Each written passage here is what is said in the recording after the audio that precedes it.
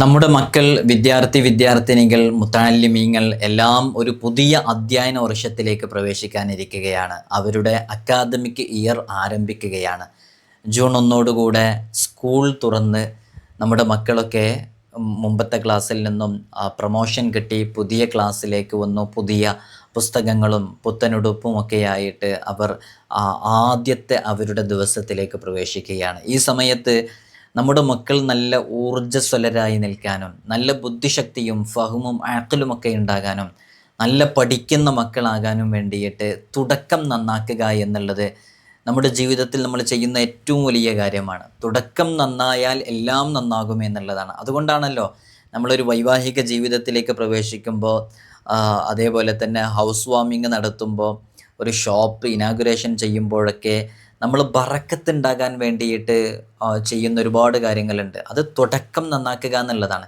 എന്തിനാണ് അങ്ങനെ ഉസ്താദുമാരെ കൊണ്ടുവന്ന് ദുആ ചെയ്യിപ്പിക്കുന്നത്?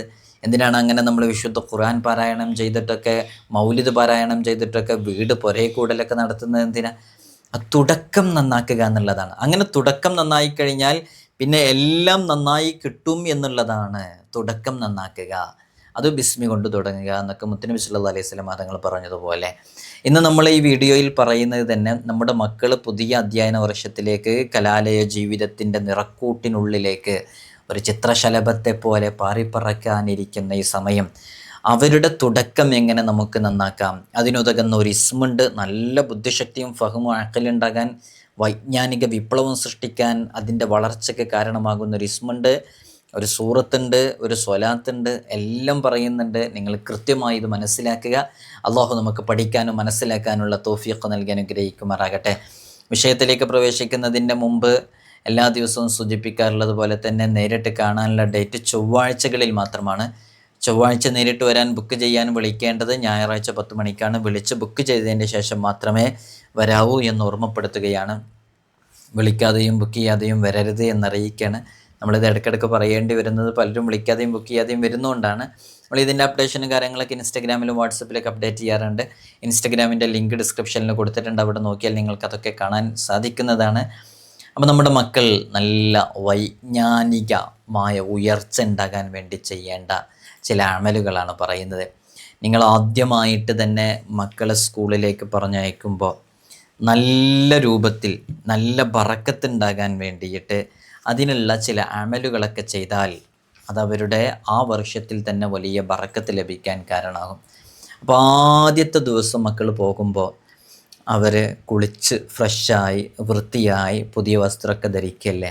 യൂണിഫോം ആണെങ്കിൽ പുതിയതടിച്ചവരുണ്ടാകും. മുമ്പത്തെ ക്ലാസ്സിൽ നിന്ന് പ്രൊമോഷൻ കിട്ടി പുതിയ യൂണിഫോം കിട്ടിയവരുണ്ടാകും. പുതിയ ഡ്രസ്സൊക്കെ അണിഞ്ഞു പോകുന്ന മക്കളായിരിക്കും. അപ്പോൾ പുതിയ വസ്ത്രം ധരിക്കുമ്പോൾ ചൊല്ലേണ്ട ഒരു ദിക്റുണ്ട്. നമ്മൾ മുമ്പ് അത് പറഞ്ഞിട്ടുണ്ട്. അത് ചൊല്ലാൻ പറ്റുന്നുണ്ടെങ്കിൽ അത് ചൊല്ലുക. അവർ രാവിലെ എഴുന്നേറ്റാൽ ഉടനെ തന്നെ അൽഹംദുലില്ലാഹില്ലദി അഹ്യാന ബഅദമ അമാതന വ ഇലൈഹിൻ നുശൂർ എന്ന് ചൊല്ലാൻ വേണ്ടി പ്രേരിപ്പിക്കുക, ചൊല്ലിപ്പിക്കുക, ചൊല്ലിക്കൊടുക്കുക. അതേപോലെ തന്നെ എഴുന്നേറ്റ് ഭക്ഷണം കഴിച്ച്, കുളിച്ചിട്ടാണല്ലോ ഭക്ഷണം കഴിക്കേണ്ടത്. അതാണ് അതിൻ്റെ ഒരു രീതി, ആരോഗ്യകരമായ രീതി അതാണ്. അങ്ങനെ ഭക്ഷണം കഴിച്ച് വുളുവോടുകൂടെ അവരെ അന്നത്തെ ദിവസം സ്കൂളിലേക്ക് പറഞ്ഞയക്കുക. ഇതൊക്കെ ചെറിയ കാര്യങ്ങൾ ശ്രദ്ധിക്കുന്നതോടുകൂടെ നമുക്ക് വലിയ മാറ്റങ്ങൾ അവരിൽ കൊണ്ടുവരാൻ സാധിക്കും. വുളുവോടുകൂടെ പറഞ്ഞയക്കുക. ഇറങ്ങുന്ന സമയത്ത് പറ്റുമെങ്കിൽ അവരോട് ളുഹായുടെ 2 റക്അത്ത് നിസ്കരിക്കാൻ വേണ്ടി പറയാം. അതിൻ്റെ സമയം ആ ടൈമിലാണ്, അവർ സ്കൂളിലേക്ക് പോകുന്ന ടൈമിലാണ്. അപ്പോൾ ളുഹ നിസ്കരിക്കാൻ വേണ്ടി പറയാം. അതിനെല്ലാം വളരെ കൃത്യതയോടുകൂടെ തന്നെ നമ്മുടെ മുത്തഅല്ലിമീങ്ങളെയൊക്കെ സ്കൂളിലേക്ക് പോകുന്ന സമയത്ത് ളുഹ നിസ്കരിച്ചിട്ടാണ് അവർ പോകാറുള്ളത്. അതവരുടെ ജീവിതത്തിൽ വലിയ ബറക്കത്ത് ലഭിക്കാൻ കാരണമാകുന്നുള്ളതാണ്. പിന്നെ അവർ ഭൗതിക വിദ്യാഭ്യാസത്തിലും മതവിദ്യാഭ്യാസത്തിലൊക്കെ നല്ല ഉയർച്ചയിലും വളർച്ചയിലും എത്തണം. അതിന് നമ്മൾ വിശുദ്ധ ഖുർആനിലെ സൂറത്തുൽ ഫത്ഹ് അന്നത്തെ ദിവസം അവരെ കൊണ്ട് പാരായണം ചെയ്യിപ്പിക്കാൻ പറ്റുമെങ്കിൽ പാരായണം ചെയ്യിപ്പിക്കുക. അല്ല എന്നുണ്ടെങ്കിൽ നമ്മൾ തന്നെ അവരുടെ സ്വലാഹിന് വേണ്ടിയും അവരുടെ ഖൈറിന് വേണ്ടിയിട്ടും അവരുടെ ഉയർച്ചയ്ക്ക് വേണ്ടിയിട്ടൊക്കെ നമ്മൾ തന്നെ സ്വയം അത് പാരായണം ചെയ്യുക. അവരോട് വിജയത്തിൻ്റെ ഇസ്മായ യാ ഫത്താഹു യാ അള്ളാ എന്നുള്ളത് 489 തവണയോ 92 തവണയോ ചൊല്ലാൻ വേണ്ടി പറയുക. അവരതങ്ങനെ ചൊല്ലുകയാണെങ്കിൽ ആ ഇസ്മിൻ്റെ ബറക്കത്ത് അവരുടെ ജീവിതത്തിൽ ഉണ്ടാകും. ഖുർആൻ അങ്ങനെ ഓതാൻ പറ്റുമോ എന്ന് നോക്കുക, പറ്റാതിരിക്കുന്നില്ല. അവരോട് ജസ്റ്റ് ഒന്ന് വായിക്കാൻ വേണ്ടി, ഖുർആൻ പാരായണം ചെയ്യാൻ വേണ്ടി, മനസ്സുണ്ടെങ്കിൽ ഒന്ന് ഓതാൻ വേണ്ടി പറയുക. അതേപോലെ തന്നെ ഇറങ്ങുന്ന സമയത്ത് ഒരു 3 തവണ സ്വലാത്തുൽ ഫാത്തിഹ, അല്ലാഹുമ്മ സ്വല്ലി അലാ സയ്യിദിന മുഹമ്മദിനിൽ ഫാത്തിഹ ലിമാ ഉഗ്ലിഖ് വൽ ഖാതിമി ലിമാ സബഖ് നാസിറിൽ ഹഖ് ബിൽ ഹഖ് വൽ ഹാദി ഇലാ സിറാത്തിക്കൽ മുസ്തഖീം വഅലാ ആലിഹി വസഹ്ബിഹി ഹഖ ഖദ്രിഹി വമിഖ്ദാരിഹിൽ അളീം. ഇത് വളരെ ആത്മാർത്ഥമായിട്ട് അവരോട് ചൊല്ലാൻ വേണ്ടി പറയുക. ചുരുങ്ങിയതിന് 3 തവണ ചൊല്ലാൻ വേണ്ടി പറയുക. പിന്നെ തുടക്കം മുതലേ നമ്മൾ ശ്രദ്ധിക്കുക. ഒരു ഇസ്മും കൂടി ഇതിൽ പറയാനുണ്ട് കേട്ടോ. വൈജ്ഞാനിക വളർച്ചയ്ക്ക് ഉപകാരപ്പെടുന്ന ഒരു ഇസ്മ ഇൻഷാ അല്ലാഹ് ഞാൻ പറഞ്ഞുതരാം. അതിൻ്റെ മുമ്പ് ചില കാര്യങ്ങൾ പറയുകയാണ്. ഈ തുടക്കം മുതലേ മക്കളെ ശ്രദ്ധിക്കുക. പലപ്പോഴും നമ്മൾ മനസ്സിലാക്കിയത്, പല കേസുകളും ഇതുമായി ബന്ധപ്പെട്ട് ഉസ്താദ് എൻ്റെ മോനെ തീരെ പഠിക്കുന്നില്ല, പിന്നോക്കാണ്, ഓൻ തീരെ ശ്രദ്ധിക്കുന്നില്ല. പാരൻസ് മീറ്റിങ്ങിനൊക്കെ പോകുമ്പോൾ ടീച്ചേഴ്സും പ്രിൻസിപ്പളും എച്ച് എം ഒക്കെ ഭയങ്കരമായിട്ട് കംപ്ലൈൻറ്റ് പറയുന്നു, ക്ലാസ്സിൽ തീരെ ശ്രദ്ധിക്കുന്നില്ല. ഇങ്ങനെയുള്ള ചില പരാതികൾ എപ്പോഴും പറഞ്ഞുകൊണ്ടിരിക്കുന്ന രക്ഷിതാക്കളുണ്ട്. പലപ്പോഴും നമ്മുടെ മുമ്പിലും അത്തരം കേസുകളൊക്കെ വരാറുണ്ട്. ഇത്തരം സന്ദർഭങ്ങളിൽ നമ്മൾ ആ കുട്ടികളെ എടുത്തു നോക്കുമ്പോൾ കുട്ടികൾക്ക് ബുദ്ധി കുറവുള്ള കുട്ടികളായിട്ടൊന്നും നമുക്ക് മനസ്സിലാകുന്നില്ല. നല്ല IQ ലെവലൊക്കെ ഉള്ള നല്ല കഴിവുള്ള കുട്ടികളാണ്. ഈ കുട്ടികളെക്കുറിച്ചാണ് എന്ത് പറയുന്നത്? കുട്ടികൾ പഠിക്കുന്നില്ല, ക്ലാസ്സിൽ ശ്രദ്ധിക്കുന്നില്ല, അശ്രദ്ധമായിരിക്കുന്നു എന്നൊക്കെ പറയുന്നത്. അതെന്താണ് യഥാർത്ഥത്തിൽ സംഭവിക്കുന്നതെന്ന് ചോദിച്ചാൽ, തുടക്കത്തിൽ ഈ നമ്മുടെ ഈ സ്കൂളിലെ നമ്മൾ ഈ അക്കാദമിക് ക്ലാസ്സുകളൊക്കെ എടുക്കുന്നതുകൊണ്ട് നമുക്ക് കുറേയൊക്കെ അതിൻ്റെ ഒരു ഐഡിയ ഉണ്ട്. സ്കൂളിലെ ചില ചാപ്റ്റേഴ്സൊക്കെ മുമ്പുള്ള പാഠങ്ങളുമായി റിലേറ്റഡ് ആണ്, മുമ്പത്തെ ക്ലാസ്സുകളിൽ പഠിപ്പിച്ചതുമായി റിലേറ്റഡ് ആണ്. അതുകൊണ്ട് തന്നെ ഇടയ്ക്കിടയ്ക്ക് പുട്ടിൽ തേങ്ങടുന്നത് പോലെ നമ്മൾ മുമ്പത് പഠിച്ചിരുന്നുവല്ലോ, മുമ്പ് നമ്മളത് മനസ്സിലാക്കിയിരുന്നുവല്ലോ, കഴിഞ്ഞ ക്ലാസ്സിൽ പഠിച്ചത് ഓർമ്മയില്ലേ, ഇതിങ്ങനെ ടെക്സ്റ്റ് ബുക്കിൽ വരെ ഇടയ്ക്കിടയ്ക്ക് ചോദിച്ചുകൊണ്ടിരിക്കുന്നു. അപ്പോൾ ഇതെല്ലാം കണക്റ്റഡ് ആണ്, എല്ലാം മുമ്പത്തെ ചാപ്റ്ററുമായിട്ടും മുമ്പത്തെ ക്ലാസ്സുമായിട്ടൊക്കെ കണക്ട് ചെയ്തുകൊണ്ടിരിക്കുകയാണ്. അപ്പോൾ മുമ്പത്തെ ഒരു ഭാഗം മനസ്സിലായിട്ടില്ലെങ്കിൽ മനസ്സിലാകാത്തവയാണ് ഭൂരിഭാഗവും.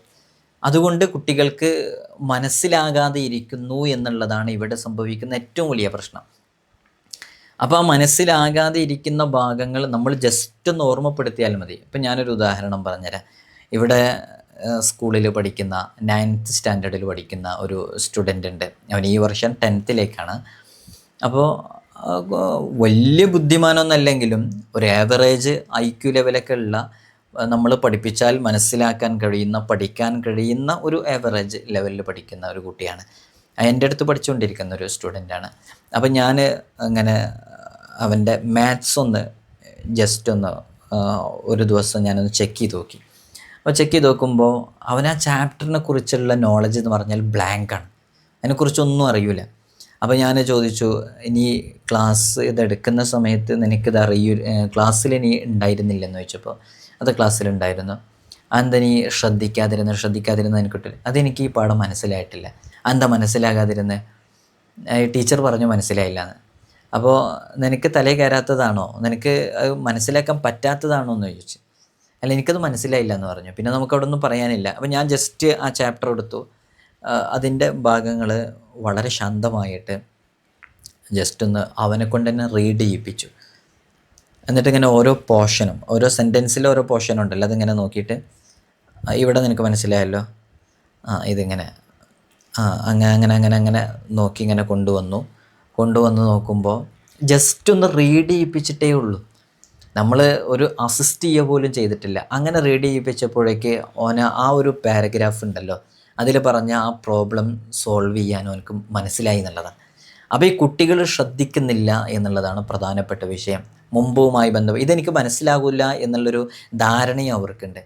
അതൊക്കെ നമ്മൾ റീപ്ലേസ് ചെയ്ത് കുട്ടികളെ കൃത്യമായിട്ട് നമ്മൾ ഇപ്പോൾ നമ്മളെ ക്ലാസ് ആരംഭിക്കുകയാണ് അല്ലേ, പുതിയ അധ്യയന വർഷം ആരംഭിക്കാൻ, ഈ തുടക്കത്തിൽ തന്നെ അന്നാന്നെടുക്കുന്ന ചാപ്റ്റേഴ്സ്, പാഠങ്ങൾ കൃത്യമായിട്ട് അവർ പഠിച്ചു പോകണമെന്നുണ്ടെങ്കിൽ നിങ്ങളെ മക്കൾ 10ാം ക്ലാസ്സിലാണെന്ന് സങ്കല്പിക്കുക, 10A+ അവർക്ക് കിട്ടും. കാരണം അത്രയേ ഉള്ളൂ അതിലൊക്കെ പഠിക്കാൻ, കൂടുതലായിട്ട് പഠിക്കാൻ അതിലൊന്നുമില്ല, അവർക്ക് കിട്ടും എന്നുള്ളത് ഉറപ്പാണ്. ഞാൻ എൻ്റെ അനുഭവത്തിൽ എന്നാണ് പറയുന്നത്. ഇവിടെ പലപ്പോഴും ബുദ്ധി കുറവുള്ള, ചിലപ്പോൾ പഠിക്കാൻ വളരെ പ്രയാസമുള്ള ചില കുട്ടികളൊക്കെ ഇവിടെ ഉണ്ട്. അത്തരം കുട്ടികളിലൊക്കെ നമ്മൾ പ്രാക്ടീസ് ചെയ്ത് നമുക്ക് അനുഭവപ്പെട്ട ചില വിഷയങ്ങളും കൂടെയാണ്. അതുകൊണ്ട് കൃത്യമായിട്ട് തുടക്കം മുതലേ ശ്രദ്ധിക്കാം.